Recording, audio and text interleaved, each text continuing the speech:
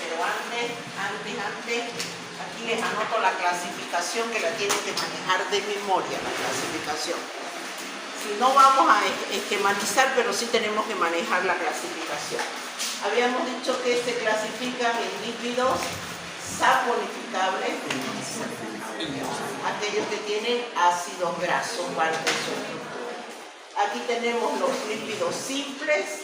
¿Quiénes son los simples? Triglicéridos y ceras. Los complejos. ¿Quiénes son los complejos? Los lípidos complejos. Dentro de los lípidos complejos tenemos los fosfolípidos, los glucolípidos y lipoproteínas.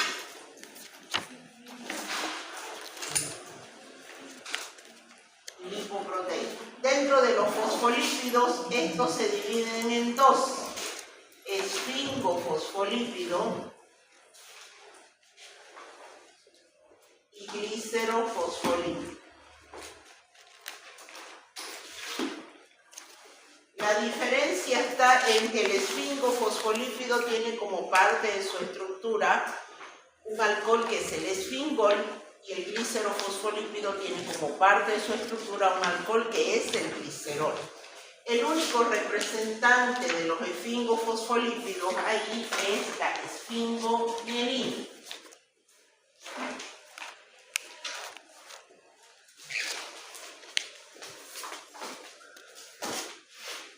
La esfingomielina. Y en los glicerofosfolípidos tenemos los que derivan del ácido fosfatídico,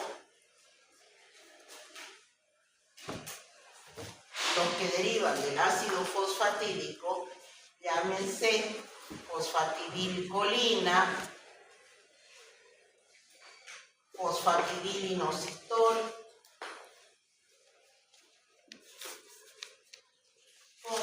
etc. Y la cardiolipina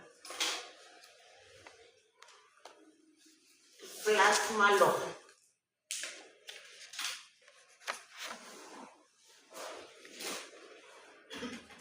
Bien, los glucolípidos. Dentro de los glucolípidos tenemos dos: cerebrósidos y gangliósidos.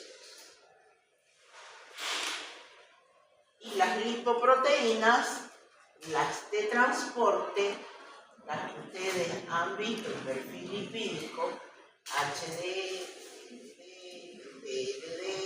hay otras que son intermedias, y las de membrana.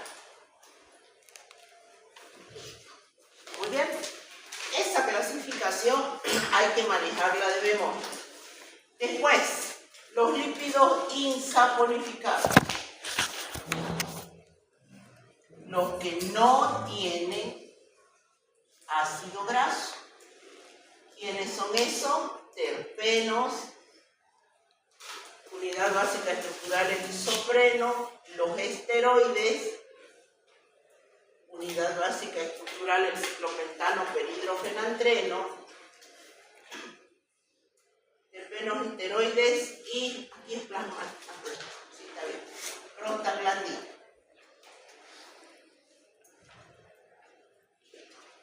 Muy bien. Se las anoto ahí la clasificación porque vamos a ir desarrollando la clase con base a esto. Entonces, en este momento que habíamos hecho la clase anterior, definimos qué era un lípido, cuáles son sus funciones, hablamos ligeramente de la clasificación y de qué empezamos a hablar, de los ácidos grasos. Habíamos dicho que como se clasificaban por la presencia y ausencia de ácido graso, entonces dijimos, ¿qué es un ácido graso? Ahí es donde estamos. ¿Qué es un ácido graso? Su nomenclatura, vamos a ver sus propiedades y de ahí vamos a empezar a hablar de cada uno de ellos. ¿Estamos de acuerdo? ¿Me están siguiendo? Esa es la secuencia. Este tema ustedes se lo pueden aprender pero facilísimo de la siguiente manera. manera. En una hoja de papel bond, de esa hoja grande de papel bond, ponga la clasificación de los lípidos, ponga el tipo de lípido, si es saponificable, insaponificable, por ejemplo, simple. Entonces, tipo de lípido. Usted dice triglicérido. Bueno, si bien la estructura usted no la va a esquematizar, pero tómese el trabajo de escribirla para que no se olvide de quién está hablando. Copiela, ahí dice que un triglicérido es un glicerol esterificado con 3 ácidos grasos. ¿Qué tengo que hacer? Y empieza. Y no importa, si la copie, listo. Ubicación y función. No necesita más de cada uno de ellos. Y sigue después, cera. Un ejemplo de cera. ¿Dónde se ubican? ¿Cuál es su función? Y se aprende la clasificación. ¿Por qué? Porque en el examen a ustedes se les va a preguntar, por ejemplo, el escualeno es un lípido que pertenece a, pongámosle 2 puntos. Aquí no vale, pero nosotros lo vamos a ver el escualeno acá, en la terpeno. Entonces usted va a tener que acordarse. Los ácidos biliares, los ácidos biliares, las hormonas sexuales masculinas y femeninas, derivan de, o tienen como unidad básica estructural, ciclopentano perhidrogenandreno, porque pertenecen a la clasificación de lípidos insaponificables esteroides. ¿Está claro entonces cómo lo van a estudiar? Y si ponen aquí la estructura, simplemente para saber de quién están hablando. No para que usted se le va a preguntar en el examen, esquematice la unidad básica estructural del colesterol y usted va a estar ahí loco. A ver, ¿cómo era? ¿Cuántos ciclos? No. ¿Está bien? Bueno. Entonces empecemos con los ácidos grasos. Terminemos más bien. Dentro de las propiedades físicas de los ácidos grasos, y no confundirse propiedad física con propiedad química, que son completamente diferentes, está la solubilidad, punto de fusión y ebullición, y la isomería geométrica. La solubilidad, que vamos a decir, los ácidos grasos son insolubles en solventes de característica polar, y son solubles en solventes de característica apolar, llámese cloruro de benceno, etc. Y el polar, el agua, hay números. Y la solubilidad, mientras más grande el ácido graso, mientras más larga la cadena, más insoluble. Un ácido graso de cadena bien cortita, que puede tener 4, 5 átomos de carbono, va a presentar menor insolubilidad que un ácido graso de 20 átomos de carbono. Punto de fusión y ebullición elevado. Lo mismo, mientras más grande el ácido graso, mayor es la propiedad física que es característica. Y si usted tiene alguna duda, a ver, cuando usted echa el aceite al sartén, ese ratito salta, no, toma su tiempo. Acuérdese de eso. Punto de fusión, ebullición. Punto de fusión se refiere cuando usted echa la manteca. La manteca, que tanto tiempo tarda esta en hacerse líquida. Y ebullición, ponga el aceite, llámese aceite de maíz, aceite de girasol, con la glucosina. ¿Acaso empieza a ser así como el agua? ¿No? Porque su punto de ebullición es bastante elevado. Bueno, para que lo vean. Propiedades químicas. Dentro de las propiedades químicas habíamos establecido que el ácido graso tiene una cabeza polar y un cuerpo apolar. La cabeza polar, ¿cuáles son? Carácter ácido, formación de ácido, formación de ésteres, y los que dependen de la cadena carbonada, oxidación, hidrogenación y halogenación. Vamos a hablar de cada uno de ellos, pero antes empecemos con la isomería geométrica. La isomería geométrica es una propiedad física que está relacionada con los ácidos grasos insaturados. No se presenta en ácidos grasos saturados. ¿Cuál es el requisito que tiene que tener un ácido graso para que presente este tipo de isomería? Una insaturación. Basta que haya una insaturación y yo presento dos tipos de isómeros, cis y alrededor del doble enlace, si los de menor peso atómico o idénticos se ubican del mismo lugar, alrededor del doble enlace, yo digo que este ácido graso es cis. Sin embargo, cuando alrededor del doble enlace están cruzados, fíjense como este lado, este ácido graso es trans.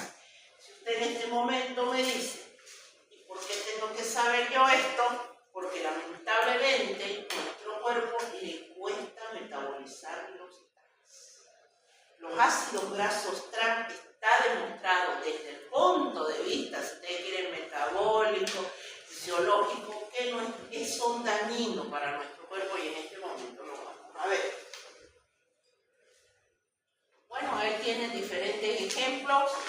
Cis, trans, no nos preocupemos por los nombres porque ustedes no lo van a estigmatizar, pero miren ahí cuántas insaturaciones hay: 1, 2, 3. 3 insaturaciones. A raíz de estas 3 insaturaciones, todos los de menor peso atómico, en este caso hidrógeno, se encuentran del mismo lado, entonces es cis. Cuando el ácido graso no presenta estas insaturaciones, no hay isomería cis ni isomería trans, característico de los dobles enlaces. Muy bien, ahí va. Impacto de acción de los ácidos grasos trans en la salud. ¿Qué es lo que me ocasiona estos ácidos grasos trans? Está establecido desde la investigación básica, clínica, epidemiológica, que estos ácidos grasos trans son difíciles de metabolizar y que de alguna manera constituyen o contribuyen a incrementar los procesos de enfermedades cardiovasculares, aquellas que tanto hemos hablado en las clases de laboratorio.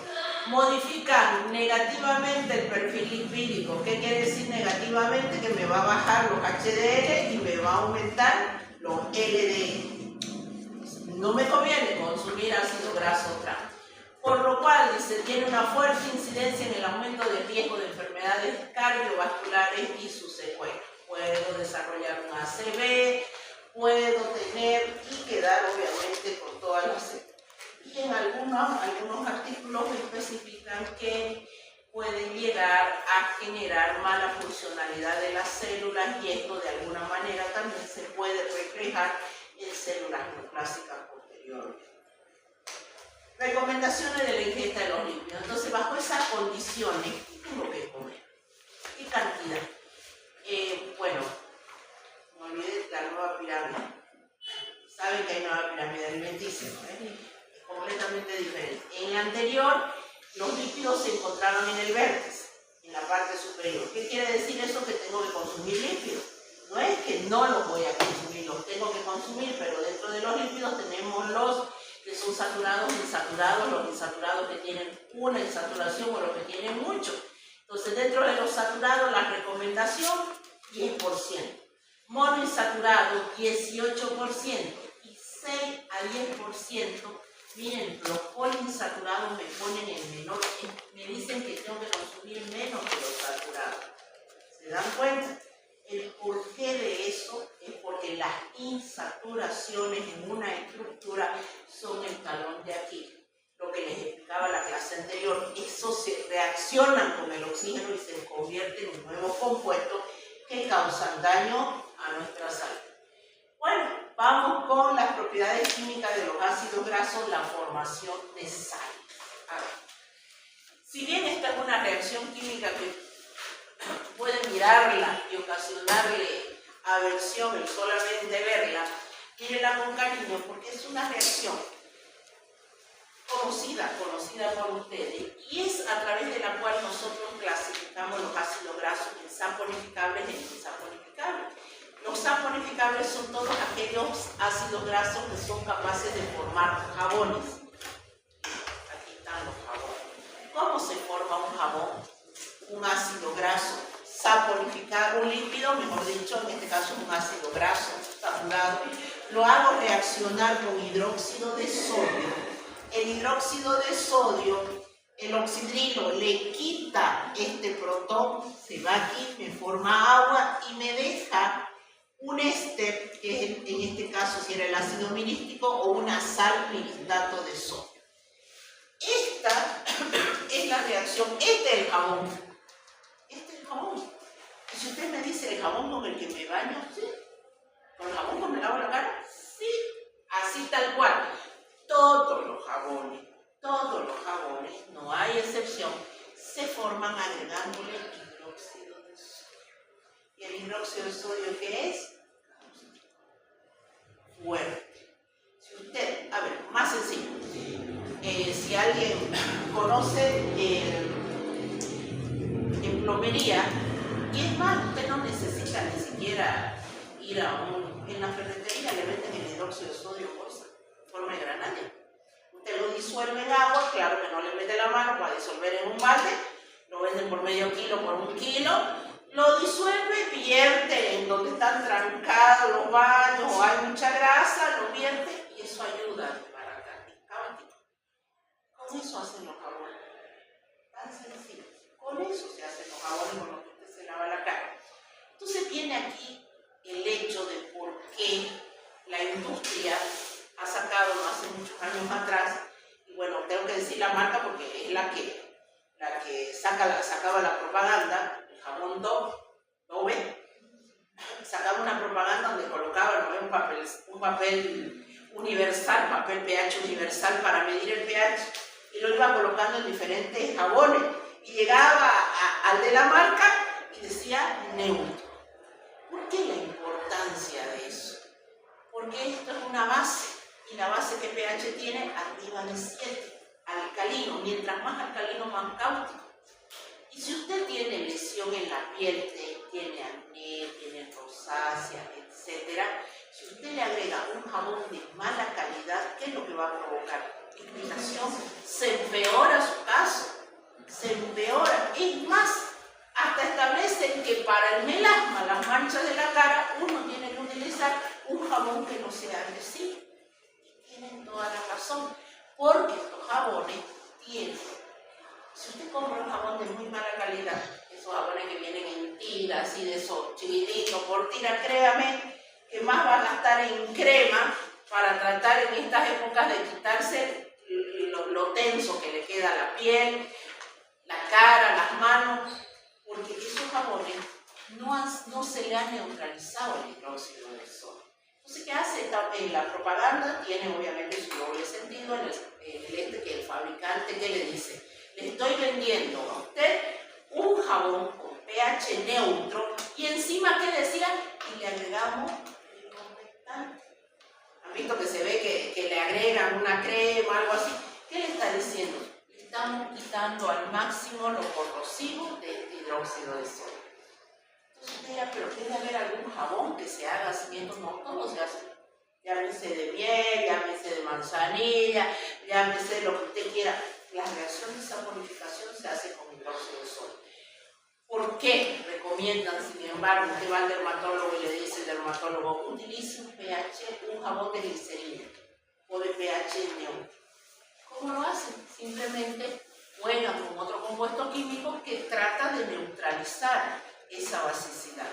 Todos. Y los jabones de pasta, antes, años anteriores, para que los niños no salgan a la calle, porque salían a la calle, no es como ahora que hay que rogarles, más bien para que salgan a la puerta, ¿no ves? Antes vivían, pero los vecinos en la calle, que era como asustaban las abuelas, para que el niño no te salgas a la calle, decían, porque alguien ropavejero te va a llevar para hacerte jabón.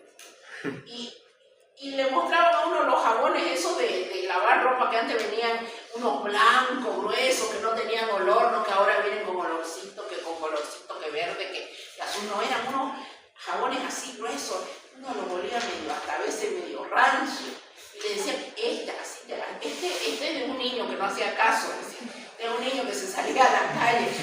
Obviamente que parte de verdad podría ser, porque un triglicérido, la grasa, esta grasa que tenemos de depósito, es saponificable. ¿Cómo nos enseñaban en el colegio a hacer jabones en esas épocas? Porque ahora aquí creo que no, nada. Los tarros de leche nido, que eran de nido, porque ni la pil creo que había, esos tarros de leche vacíos, nos pedían al colegio llevar, y que llevemos grasa lo que le sacan de las carnes, de todo eso, había que derretirlo y se le echaba hidróxido del sodio. ¡Listo! Y se batía. Se vaciaba el moldecito. Llevábamos el moldecito que queríamos, y queríamos redonditos. Ahora usted vienen de corazoncito, de estrellita, de mar, de florcita, de todo.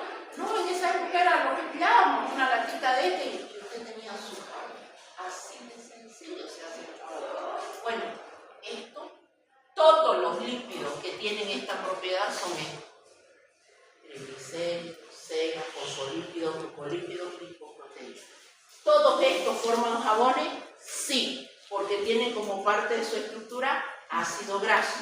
Pero yo podré un terpeno, un esteroide, una prostaglandina hacerlo jabón, no, porque son lípidos insaponificados. ¿Vieron? Y aquí está el triglicérido sufriendo una reacción de esterificación. Y bueno, ya saben, para el que va a estudiar dermatología, por qué es que se pide que los jabones, que se utilicen jabones de pH neutro, porque los jabones se hacen con hidróxido de sodio. Bueno, acción emulsionante de los jabones. Esto me parece siempre muy interesante por lo siguiente. Y habla de la espuma. Miren, la espuma del jabón dice no es más que burbujas de aire atrapadas en él. No es que tenga, dice, una dada función, simplemente es un hecho observable. A ver, ¿por qué voy esto? Esto lo agrupo a lo siguiente. ¿Se acuerdan en la época del COVID? En la época del COVID, ustedes lo entienden de docente, al doctor Virgilio Prieto, ¿no ves? Él fue ministro del área de la salud, pero era encargada de epidemiología en la parte en la época del COVID. Él salía todas las noches en la televisión justamente hablando de que bueno, tenemos que estar tranquilos, y decía algo que es muy cierto.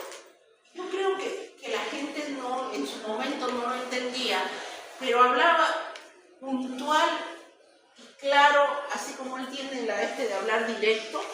Decía, ¿qué pasó cuando vino el COVID? Todo el mundo corría a la farmacia a comprar jabones antibacteriales. Me acuerdo que se vaciaron los jabones antibacteriales, ¿no? Esos jabones, los más caros, que llámese no sé qué Protect, que llámese esto, pero el jabón más caro, todo el mundo quería el jabón más caro. Era un virus, es un virus. ¿Y qué se descubrió de ese virus? Que alrededor tiene una capa de lípido, una gran capa de lípido. El coronavirus tiene una capa de lípidos. ¿Y él qué decía?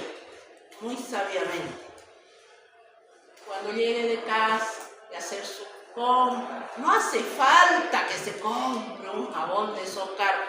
Agarre ese jabón para lavar la ropa, pero había que lavarse bien, ¿no ves? Todo. Un simple jabón. ¿Haga espuma o no haga espuma? Porque la otra es creer todo el mundo que porque se hace mucha espuma, es poderoso el jabón. No, haga un jabón sencillito.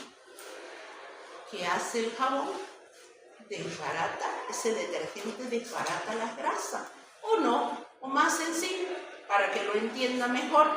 Si usted en su casa úntese las manos con aceite de comer, y póngala bajo el agua. ¿Sale? No sale. Lo mismo pasaba con el vino. Claro, llegábamos con agüita así nomás, listo. Alcoholcito como perfume, nada pues. El virus seguía ahí. Entonces la recomendación era, agarre un jabón común. No corra a la farmacia a comprarse un antibacterial, ese de 20 pesos, encima que costaban carísimos. No, ese jabón de lavar la ropa, lávese bien las manos. Ni siquiera, no hace falta que haga espuma, pues eso es lo de menos. Y lávese. Ahí que estábamos haciendo, desbaratando al virus. Todas las noches repetía eso, todas las noches. Y tenía toda la razón del mundo. Por eso le digo, esa es la acción emulsionante de los jabones. ¿Cómo nosotros lo aplicamos? Nuestra bilis tiene una acción emulsionante que es desbaratar justamente los lípidos para favorecer el proceso de digestión. Ahora, ¿qué pasa con los ácidos grasos? Las famosas micelas. ¿Por qué se desbaratan? Los ácidos grasos son estructuras anfipáticas. Tienen una cabeza polar, que es el ácido carboxílico, y un cuerpo apolar. Cuando se rodean de agua, la parte polar toma contacto con el agua y la parte apolar se esconde. Y eso usted lo ve cuando quiere lavar un sartén con aceite. Abre el grifo y va a ver que saltan unas pequeñas esferas. Esas son las micelas. Las micelas no son más que estructuras esferoidales, producto de que los ácidos grasos son estructuras anfipáticas. Tienen una parte polar y una parte apolar. La parte polar o la parte hidrofílica toma contacto con el agua y la parte hidrofóbica se esconde. Esto favorece, obviamente, que si yo le coloco un jabón, se solubilice y se destruya la estructura. Así es como usted lava los vasos, los sartenes, las ollas con aceite. Le echa agua y le echa detergente. Para que vean que la bioquímica es aplicable a todo. Muy bien, vamos con la formación de ésteres. Sí, yo sé que esto es química pura, pero para poder entender después de triglicéridos, entendamos este puente. Los ácidos grasos, aquí son ácidos grasos, reaccionan con los alcoholes. Aquí tenemos un alcohol, el etanol. Cuando hay la reacción de un ácido graso con un alcohol, se forma lo que químicamente, orgánicamente se llama un éster. Los ésteres se caracterizan por este puente. Toda vez que usted vea carbono, oxígeno, oxígeno, es un puente de éster. En este caso, si es el ácido esteárico con el etanol, se forma estearato de etilo. Ya lo vamos a entender para qué nos sirve esto. La oxidación. Miren ustedes. Primero, quiero que compartan esto, comparen lo de arriba con lo de abajo. ¿Será que una esterificación se da en un ácido graso saturado e insaturado? Sí. ¿Me están entendiendo? La esterificación o la formación de ésteres se da tanto en ácido graso saturado e insaturado. Pero la oxidación no se da en ácido graso saturado, se da en ácido graso insaturado. Yo les comentaba hace un momento que el talón de Aquiles de una estructura es este doble enlace. Ese doble enlace reacciona con el oxígeno, se rompe el doble enlace y se forma un peróxido. Estos peróxidos son los que provocan la rancidez del aceite, que el aceite se haga rancio, ese saborcito rancio que usted le siente un aceite es el peróxido. Usted dirá, ¿y eso qué me hace? Le hace daño, lamentablemente le frega la funcionalidad del hígado, porque hay unas enzimas peroxidasas que a ese nivel tienen que trabajar para degradar. Y usted dice, pero ¿qué le hace una molécula? Lamentablemente no es una, porque hoy comemos en pensión, mañana en pensión, y si en esa pensión utilizan sílice, es preferible. Por eso comentan los nutricionistas que muchas veces es preferible utilizar ácido graso saturado y no insaturado. Ahora, ¿de qué está de moda? Cocinar con aceite de coco. El aceite de coco es saturado. Es un aceite vegetal, pero que tiene muchos ácidos grasos saturados. Y usted dirá, pero entonces el aceite de maíz, aceite de girasol con el que nosotros cocinamos, lamentablemente, si usted lo reutiliza, está favoreciendo. No queda otra, es la pura verdad. Usted favorece la formación de peróxido. ¿Ha visto cuando usted ve cuando le están fritando las empanadas, cuando usted va a comprar empanadas? Así el perol y la montonera de aceite. Son como, creo que 1 litro, 2 litros de aceite. ¿Cómo lo alzan? Sí, le dan vuelta, lo baten, lo están oxigenando. Eso no es al vacío. Igual aunque no tendría que estar tapado y qué sé. Eso se va oxigenando. ¿Usted cree que lo van a botar ese aceite? No lo botan. Lo utilizan, lo reutilizan, y después nosotros comemos esas empanadas llenas de aceite. aceite todos los días y sobrecargan. Entonces cuando nos dicen elimine la fritura, elimine para evitar, bueno, a esto se refiere. Los ácidos grasos, si bien, ¿cuáles son los ácidos grasos esenciales? El linolénico y un semiesencial, el araquidónico. Los tres son saturados o insaturados. Insaturado. Entonces aquí viene la pelea. Yo necesito los ácidos grasos esenciales y los ácidos grasos son insaturados. Y aquí me está diciendo mucho cuidado con los insaturados. Entonces acá viene la regla. Que es saber comer en pequeña cantidad. Yo no necesito litros y estar constantemente para recibir los ácidos grasos esenciales. ¿Por qué? Porque si me voy a que, los ácidos grasos esenciales son insaturados, yo necesito comer mucho insaturado, me voy a que estos insaturados pueden sufrir peroxidación o rancidez de los aceites. Entonces en casa usted ahora ya sabe, le va a decir a mamá que no reutilice el aceite. Está caro, le va a decir. Entonces utilice pequeña cantidad y elimínelo el resto. Elimínelo, utilice una pequeña cantidad y lo poquito que le sobró, bótelo. Está ganando salud. Vamos con la hidrogenación. La pelea de los nutricionistas. A ver, las mantequillas. Mantequilla, margarina, no son lo mismo. Las mantequillas son de origen animal. No le vamos a hacer propaganda porque la PIL no me paga, pero tengo que decir que es la que conocemos, ¿no ves? La mantequilla PIL, la con sal, la sin sal, en envase plateado, en envase dorado. Bueno, esa es de origen animal, ¿no ves? Sacan de la leche de la vaca. Pero es la única, no, está la de los menonitas. ¿Acaso no han visto la de los menonitas? Y ya la venden en los super, el otro ya la he visto, así vienen en y venden. Y las dos son sabrosas, son ricas. ¿Son ricas en qué? ¿En ácido graso saturado o insaturados? Saturados, son de origen animal. Es la grasa, claro, porque cuando estamos acostumbrados a tomar la leche PIL, esa pasteurizada como agua, pero ¿quién? ¿Alguna vez ha habido una ambrosía? Ha visto que arriba hay una capa grande de grasa y espumita y todo lo demás. Bueno, ahí esa grasa la sacan y hacen la mantequilla PIL, y la mantequilla de los menonitas.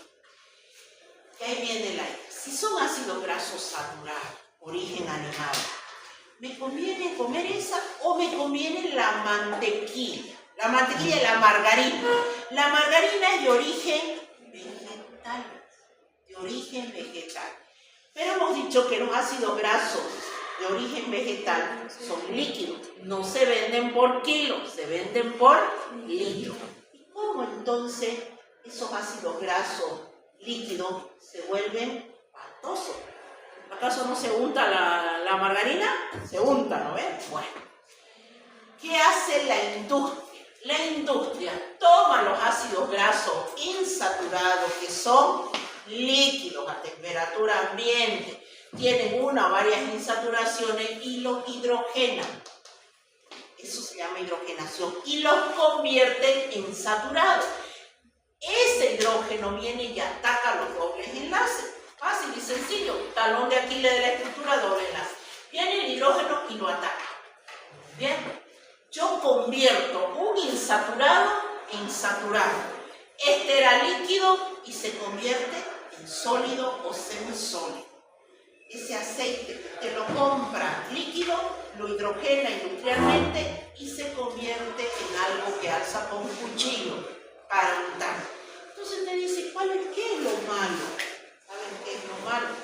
Que en este proceso de hidrogenación se forman muchos ácidos grasos trans. ¿Y qué hemos dicho? Los trans no son buenos para la salud. Pueden alterar el perfil lipídico, provocar problemas cardiovasculares. Está establecido que hasta neoplasia puede provocar. ¿Qué hace la industria entonces? Ahora, cuando compren, cuando vayan al súper, miren lo que dice.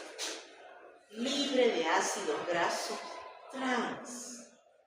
Ya van a entender, ahora van a entender el por qué. Capaz que antes lo miraba y decía, ¿qué es trans?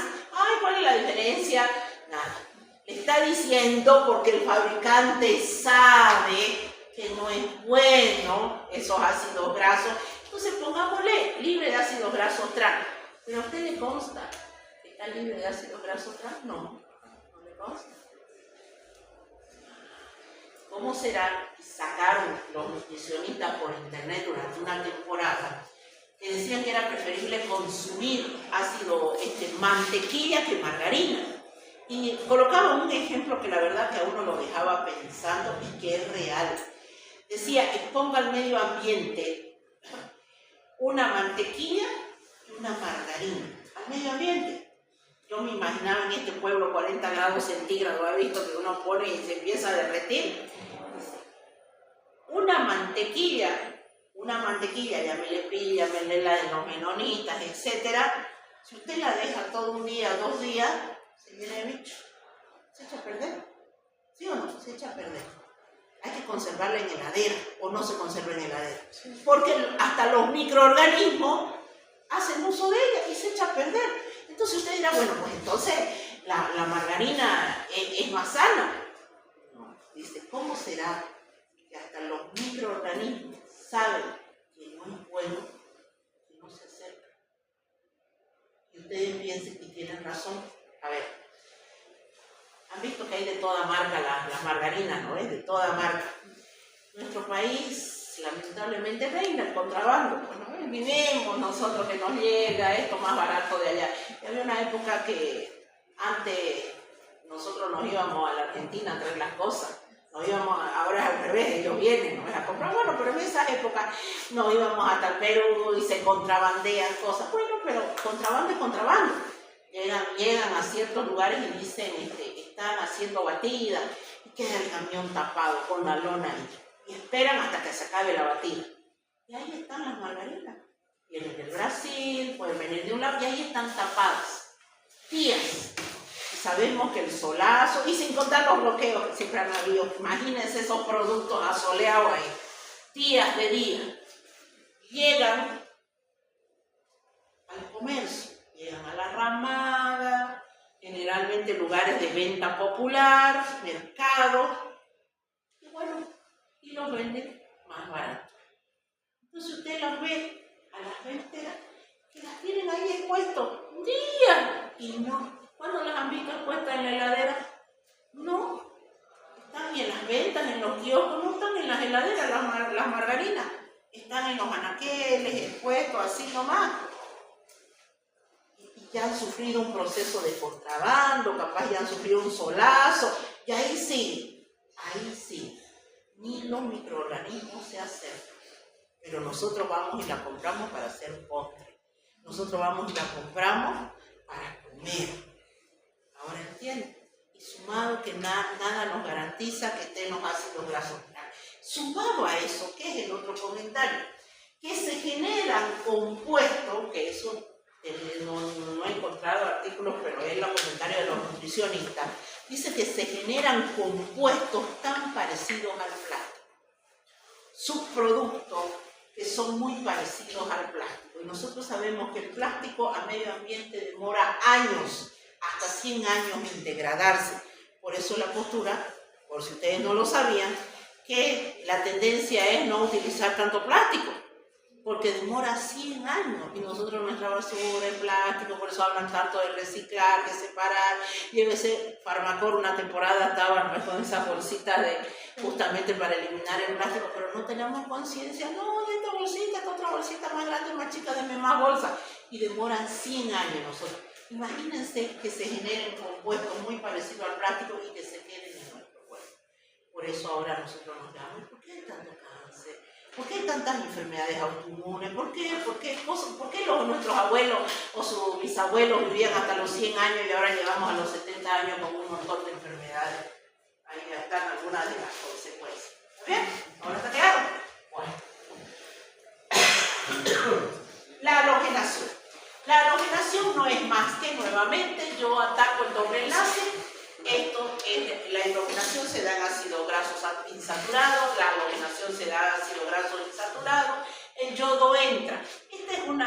prueba de laboratorio que nosotros no la hacemos, pero me permite identificar los ácidos grasos saturados de los insaturados o los insaturados de los saturados. El yodo entra y forma lo que se llama una reacción de halogenación. Vamos con los lípidos simples. Entonces, ya hablamos todo de los ácidos grasos, vamos con los lípidos simples. Los lípidos simples tenemos los acilgliceroles y la cera de San Pirámide ya es vieja, tendría que cambiarla, ya no es eso. ¿Qué es un triglicérido? Un triglicérido químicamente, y no hay otra manera, es un glicerol. Este es el glicerol, que es el glicerol, un trialcohol, que ha sufrido reacciones de esterificación. ¿Qué es una esterificación? La reacción de un alcohol con un ácido graso, hace un momento lo vimos. ¿Y cuál era el puentecito este? Muy bien, ahí está el puentecito. Es como el ácido graso está de este lado, por eso el puentecito aparece ahí. Cuando al glicerol se esterifica en un solo carbono, yo tengo un monoacilglicerol. Carbono 1, 1 monoacilglicerol. Si el ácido graso esterifica en el carbono 2, 2 monoacilglicerol. Pero si se esterifica el carbono 1 y 2, 1, 2 diacilglicerol. Y si entran 3 ácidos grasos, triacilglicerol o triglicérido, nuestra famosa grasa de depósito. Esta reacción, obviamente que los triglicéridos pueden ser esterificados por ácidos grasos idénticos como triglicéridos o pueden ser esterificados por ácidos grasos diferentes, vale decir, pueden ser saturados y pueden ser insaturados. Y acá tenemos un heterotriglicérido. Bueno, esto no, esto es lo mismo de la que presentan carbono quiral. Bueno, los monoglicéridos contienen una molécula de ácido graso, los triglicéridos 2 y los triglicéridos 3. Los triglicéridos son saponificables o insaponificables. Saponificables. Saponificables. Entonces, con las bases da lugar a la formación de jabón, porque tienen como parte de su estructura ácido graso. Entonces, ahí me muestra simplemente las reacciones a través de las cuales se forman los triglicéridos. Muy bien, las ceras. Las ceras son lípidos también saponificables, pero se diferencian de los triglicéridos porque tienen un ácido graso de cadena muy larga, generalmente dice que más de 20 átomos de carbono, y además de tener eso tienen alcoholes también de cadena larga. Una de las grandes funcionalidades de las ceras es que son impermeables al agua. ¿Por qué son impermeables al agua? Mientras más grande el ácido graso, mayor la insolubilidad, y las ceras tienen ácidos grasos de cadena larga. Es muy común estas ceras encontrar en el reino animal, en el reino vegetal. Si alguna vez usted ha intentado, no, porque si ustedes lo compran los patos y la gallina ya sin pluma, pero alguien si ha tenido la oportunidad en el campo de sacarle la pluma a un pato para comer un majadito de pato, cuesta remojarlo, cuesta, ¿no es? Hay que champarlo, remojarlo, algunos le echan agua caliente, porque no remoja, no es como el de la gallina. Usted a la gallina le echa agua caliente y rapidito salen las plumas. Eso viene bien a matar a los animales, pero yo ya lo he visto hacer. Bueno, entonces, en los patos no, cuesta. ¿Por qué? Porque las plumitas de los patos tienen una gran cantidad de cera. Es por eso porque el pato no se hunde cuando está nadando. O lanzan una gallina. ¿Qué pasa con la gallina? Se hunde. El pato no, porque justamente sus plumas son ricas en cera. Y nosotros, ¿dónde tenemos ceras? Ceras en los oídos que nos protegen de elementos externos. No es bueno sacársela.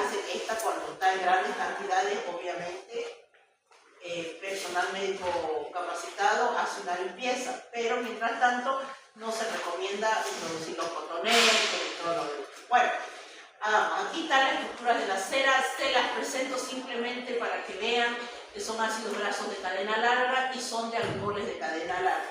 Encontramos ceras, se emplea mucho en el panal de abeja, que se utiliza bastante en la industria farmacéutica. Se hacen remedios, se hacen tónicos, todo con la miel, con los panales de las ceras de las abejas. También encontramos cera de oveja, ceras de las hojas también. ¿Han visto esas hojas grandes? Ahí la pueden visualizar. Nosotros tenemos la tendencia de cuando le dicen a usted, hay que echarle agua a la plantita, usted agarra y la baña la planta. ¿Y dónde tiene que echarle el agua? A la tierra, pues, pero la bañamos, ¿no? ¿Y qué es lo que ocurre en las hojas? El agua resbala. Si no se ha fijado, vaya a su casa, ahora está lloviendo, pero igual mire, fíjese que si tiene una planta de interior de hojas grandes, usted le echa agua a la hoja y ¿qué pasa con el agua? Resbala. Porque hay cera, porque se acuerda, y son lípidos saponificados. Lípidos complejos, bueno, ya está, no. Hemos hablado solamente de su estructura. Lípido complejo, fosfolípidos. Los fosfolípidos se subdividen en glicerofosfolípidos, esfingofosfolípidos, los glucolípidos, cerebrósidos, gangliósidos y las lipoproteínas. Los lípidos complejos son aquellos que tienen, aparte de lípido, otro compuesto, ya sea grupo fosfórico, ya sea una proteína o ya sea un hidrato de carbono. Si es un fosfolípido, tiene características muy particulares porque son las que forman las membranas. Las membranas de la famosa doble capa lipídica son fosfolípidos. ¿Son saponificables? Claro que sí. ¿Son estructuras anfipáticas o no? ¿Qué quiere decir anfipático? Que tiene una parte polar y una parte polar. Fosfolípido, la parte polar, el grupo fosfórico, y la parte apolar, la parte lipídica. ¿Bien? Además de encontrarse en las membranas, encontramos en el cerebro en un 30% y en la parte muscular aproximadamente un 10%. Esta estructura la voy a explicar más adelante. Ahí está la clasificación que está en pizarra. Los derivados, los glicerofosfolípidos, derivados del ácido fosfatídico, los ejemplos, las cardiolipinas y los plasmalógenos, y por último los esfingofosfolípidos. A su vez, los glicolípidos se dividen en cerebrósidos y gangliósidos y las lipoproteínas, kilomicrones, VLDL, HDL, LDL y sistemas de membrana. Vale aclarar que todo esto ya le dimos la aplicación clínica, ¿sí? Que fue lo que había expuesto la clase de ayer o anteayer.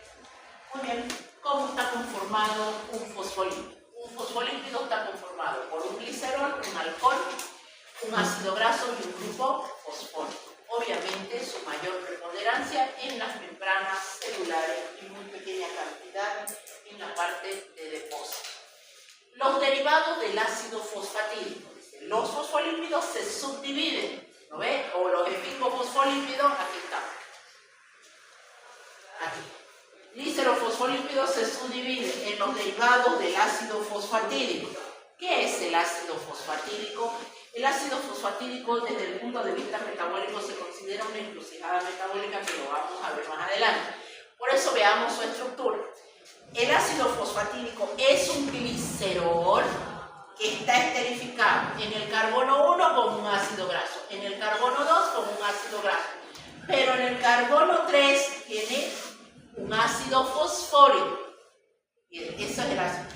Si a este ácido fosfórico, ortofosfórico, yo le quito el hidrógeno y le introduzco diferentes compuestos, tengo los derivados del ácido fosfatídico. Así, si entra la colina, tengo fosfatidilcolina. ¿Ven? Esta es la colina, esta es la estructura del ácido fosfatídico. Aquí había un hidrógeno, le quito el hidrógeno, entra la colina, fosfatidilcolina. Si le introduzco un inositol, fosfatidilinositol. Si le introduzco una etanolamina, fosfatidiletanolomina. Y así sucesivamente. ¿Ven? Y para beneplácito de ustedes, solamente les muestro la estructura para que sepan de qué estamos hablando, que no se les va a preguntar esquematizar. Pero sí, la fosfatidilcerina, la fosfatidilinositol son o pertenecen a la clasificación de esteroides, prostaglandina, triglicéridos, fosfolípidos, todo lo mismo. De ahí ustedes dicen fosfolípidos. Y para ser más certero, glicerofosfolípidos. Bueno, y la cardiolipina. Vamos con el segundo.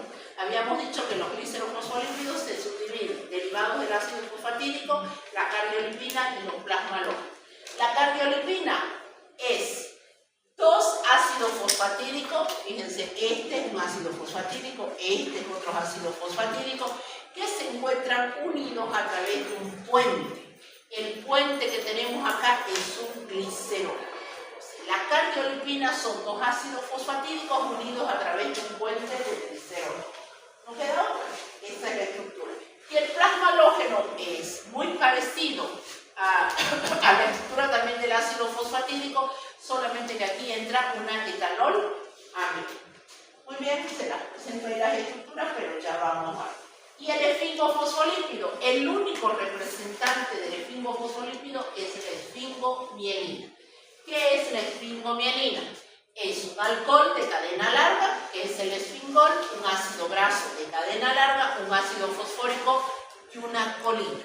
Vamos a ver la importancia ahora de estos compuestos. Ahí hay un solo representante. Ya habíamos dicho, los fosfolípidos se subdividen en dos. Glicerofosfolípido y esfingofosfolípido. El glicerofosfolípido tiene como parte de su estructura glicerol. Y el esfingofosfolípido tiene como parte de su estructura el esfingol. El glicerofosfolípido se subdivide en tres derivados del ácido fosfatídico, cardiolipina y plasma halógeno. Y la esfingomielina y el esfingofosfolípido es un solo representante, la esfingomielina. Ahora veamos sus funciones. Bueno, aquí están primero los glucolípidos. Los glucolípidos, ¿qué es un glucolípido? Otra vez, un ácido graso de cadena larga, un alcohol, el esfingol, y un monosacárido. Por eso se llaman glucolípidos. Lípidos más un hidrato de carbono. Y los cerebrósidos tienen como hidrato de carbono a un monosacárido. A diferencia de los gangliósidos. Los gangliósidos tienen alcohol, esfingol, ácido graso de cadena larga, pero tienen como estructura un derivado de un hidrato de carbono, en este caso el ácido acetilneuramínico, que no es más que producto de las reacciones de óxido-reducción de los hidratos de carbono. Entonces, toda esa estructura constituye lo que se llama un gangliósido. Las lipoproteínas ya las vimos, eso ya lo han explicado ustedes, pero ya saben que la característica principal de las lipoproteínas está en base a su densidad. Por eso es que se establecen de alta densidad, de baja densidad, etc. Y lo que transporta. Vamos con los glicerofosfolípidos. ¿Cuál es su función? Una de las grandes características y aplicaciones de los glicerofosfolípidos es la capacidad que tienen de disminuir la tensión superficial a nivel de los alveolos. ¿Han escuchado de esos casos cuando nacen bebés prematuros y comentan que nació con los pulmones inmaduros? ¿Qué quiere decir eso? Que normalmente nosotros tenemos a este glicerofosfolípido que se llama dipalmitol fosfatidilcolina. Lo tenemos a nivel de los alveolos. Los alveolos sabemos que son pequeñas superficies por donde ya hay agua. Entonces no botamos agua nosotros a la respiración. Sí, se va. Sí, pues botamos, no es agua. Bueno, esas moléculas de agua tienen tensión superficial. ¿Qué es la tensión superficial? La capacidad o la fuerza que tiene la molécula de agua de ejercer sobre la superficie. Lo que a usted le enseñaban en colegio. ¿Un insecto puede caminar sobre la superficie del agua? Sí. Una aguja, si usted la pone en el agua, ¿qué hace? Flota. Nosotros no, obviamente, ¿no es? Nosotros no flotamos, no podemos caminar sobre la superficie porque rompemos la tensión superficial. Pero un insecto sí. ¿Por qué el insecto puede? Porque entre moléculas de agua existe una fuerza. Esa fuerza se llama tensión superficial. Y es lo que por eso le digo a usted, le permite poner una agujita y que la agujita esté nadando. Una hojita cae sobre una superficie de agua y queda nadando. Bueno, esa tensión superficial nos causaría grandes problemas a nivel de los alveolos, porque provocaría que el alveolo no se expanda. Lo tendría ya apretado, porque hay agua. Hemos dicho que eliminamos agua bajo la forma de vapor, pero hay agua. Muy bien. ¿Quién reduce la tensión superficial del agua? Este glicerofosfolípido. El dipalmitol fosfatidilcolina. Conocido, dice, como surfactante. Eso es lo que lamentablemente carece el bebé prematuro. algunos nacen sin ese compuesto. Entonces, ¿qué sucede? Hay que añadírselo hasta que el propio cuerpo lo sintetice, lo segregue y no hay inconveniente. Lamentablemente es de alto costo. Bueno, era, no sé ahora cuánto estará, pero años anteriores costaba $500 una ampollita de surfactante. Y a veces no es que se le coloca una, se le coloca varias. Y en algunos casos, a pesar de agregarle, si el bebé viene con malas complicaciones, tiene mal pronóstico. A pesar de agregarle el surfactante, fallece. Pero es para que ustedes entiendan qué es el famoso surfactante. No es más que un fosfolípido. Un fosfolípido que deriva del ácido fosfatídico. Muy bien, ahí tienen una función. Otra de las funciones. Actúa como reserva de ácido araquidónico. Habíamos dicho que los ácidos grasos esenciales son linoleico, linolénico y el semiesencial, que la bibliografía moderna le pone, si quieren ustedes, un artélico, el ácido araquidónico. ¿Por qué? Porque se ha descubierto que a partir de un fosfolípido, que es el fosfatidilinositol, yo puedo sintetizar el ácido araquidónico. Y si lo esencial es aquello que mi cuerpo no lo sintetiza y lo tengo que adquirir a través de la alimentación, por eso actualmente dicen que el ácido araquidónico es semiesencial. Otra de las funciones de los fosfolípidos. Pueden actuar activando las funciones de las plaquetas, factores activantes de plaquetas. Se ha visto también que cuando se habla de la coagulación, estos fosfolípidos cobran una vital importancia y que su disminución de estas obviamente que va a provocar alteración del proceso de la coagulación. Además, reduce la presión sanguínea y es mediador de procesos inflamatorios. Por último, las cardiolipinas.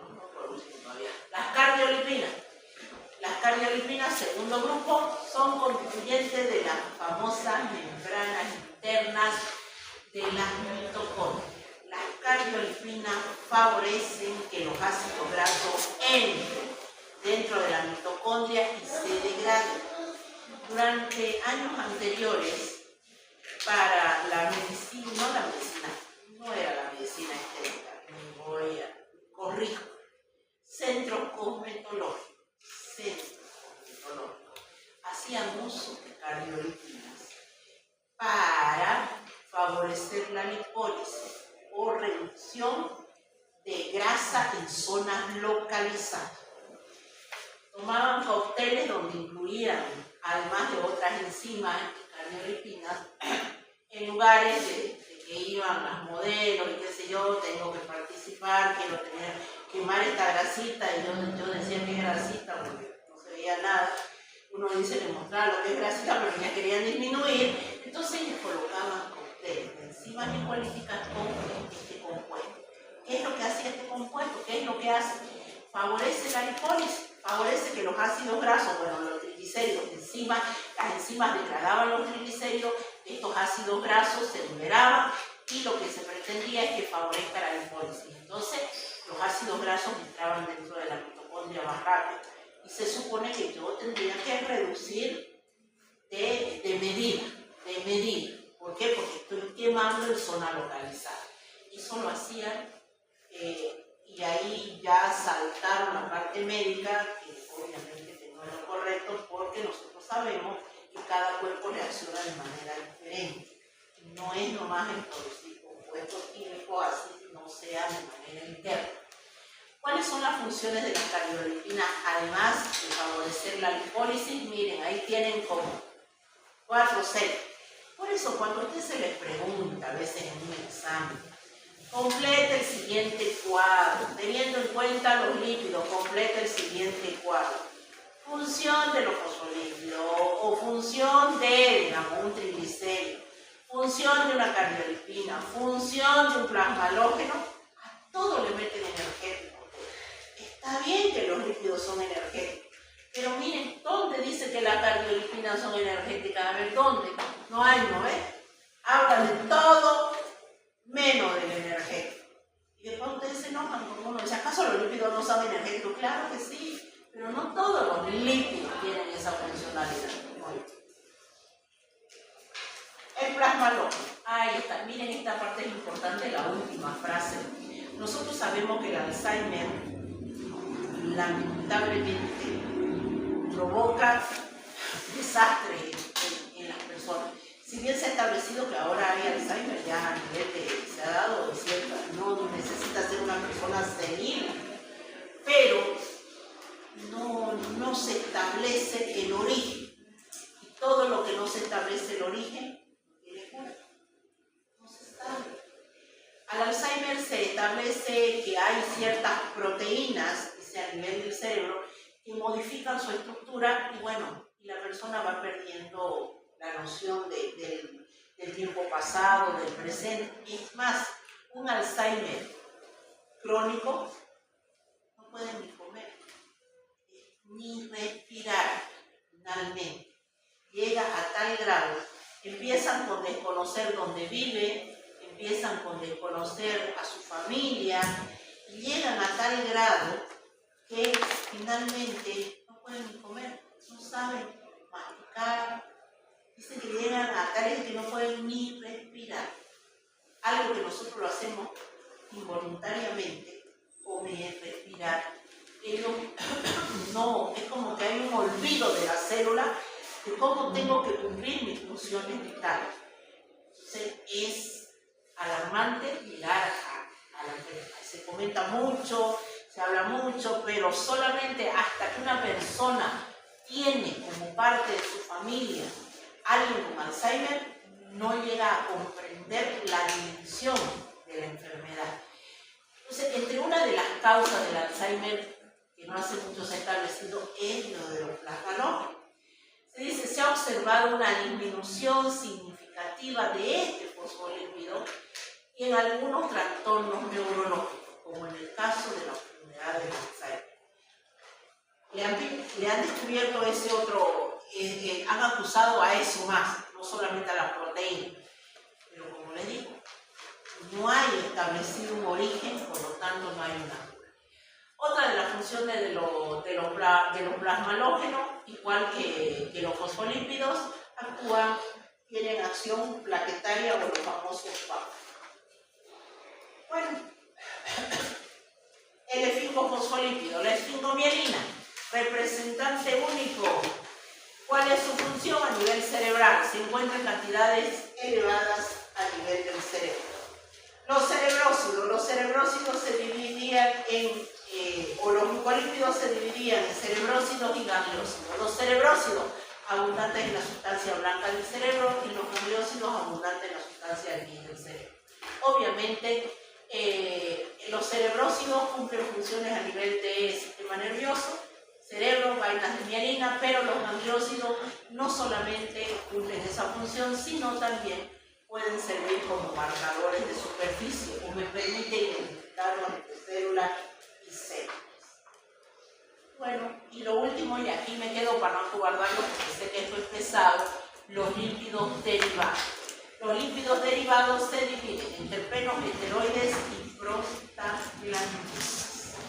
¿Son lípidos saponificables? No. Son lípidos insaponificables. Vamos a ver, para que le presten atención, el olor del limón. Ese olor del limón, cuando usted corta un limón y se frota la mano con el limón, ese olorcito de limón, es un terpeno, es un lípido. El olor de la canela es un lípido. Si usted no lo sabía, es un lípido. El olor del clavo de olor, ese olorcito del clavo de olor, es un lípido. ¿Cómo se extrae? Se extrae mediante procesos de química orgánica, porque los lípidos son solubles en solventes orgánicos. Entonces a usted le venden esencia de limón, esencia de canela, esencia de clavo de olor, esencia de... Bueno, y todos esos son estructuras terpenoides, son lípidos. Ahora cuando siente el olorcito de limón, acuérdese, es un lípido insaponificable, no forma jabón.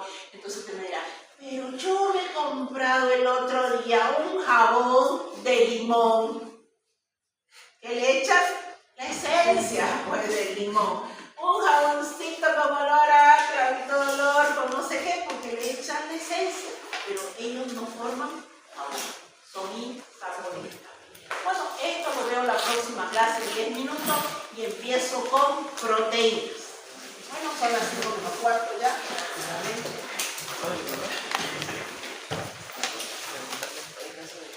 Vámonos.